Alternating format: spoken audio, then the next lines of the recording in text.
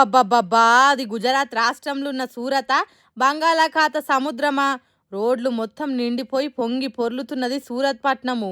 వచ్చిపోయే బండ్లు, కార్లు వరదలల్ల కొట్టుకపోతున్నాయంటే ఎంతగానం వాన కురిసిందో అర్థం చేసుకోండ్రిగ. అగో మనుషులు చూడుండ్రి నీళ్ళల్లో ఎట్లా మునిగిపోతున్నారో. రోడ్ల మీద డ్రైనేజీ, నాలాలు, మురికి కాలువల పొక్కలుంటే ఇంకింత తిప్పల పడ్డారట అక్కడి జనాలు. ఇంతటి నీళ్ళల్లో బండ్లు, కార్లు నడుచుడు కష్టమని కొందరు నడిచిపోతున్నారట.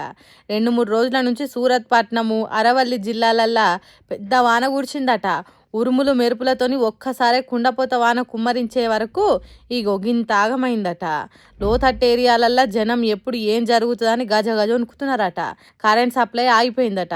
ఇంతటి వర్షాలు చేయబట్టి బయటికి ఎవ్వరు వెళ్ళొద్దు, ఎప్పుడు ఏ ప్రమాదం జరుగుతుందో తెలియదు కాబట్టి పైలంగ్ ఇళ్ళల్లోనే ఉండాలని చెప్పిందట అక్కడి సర్కారు.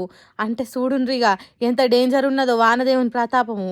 ఆడ అట్లుంటే 2 తెలుగు రాష్ట్రాలల్లో జనాలు వానల కోసం కప్పతల్లాట ఆడుతున్నారు. ఎప్పుడు మమ్మల్ని కరుణిస్తా వానదేవుడా అని మొక్కుతున్నారు. అయినా ఇటు దిక్కు ఒక్కసారి కూడా చూస్తలేడు. మరి చూడాలి ఎప్పుడు మన దిక్కు వచ్చే షెడ్యూల్ ఉన్నదో వానదేవునికి. అయినా అదునుకు పదునుకు ఇయ్యలేని వానలు ఎన్ని పడితే ఏం లాభం? ఎన్నో అక్కర్లేని గుజరాత్ రాష్ట్రం సూరత్ పట్నంలో పడితే ఏం లాభం అని గులుగుతున్నారట. వానల కోసం ఎదురు చూస్తున్న రైతన్నలు అంత ఇప్పుడు ఇది చూసినాక.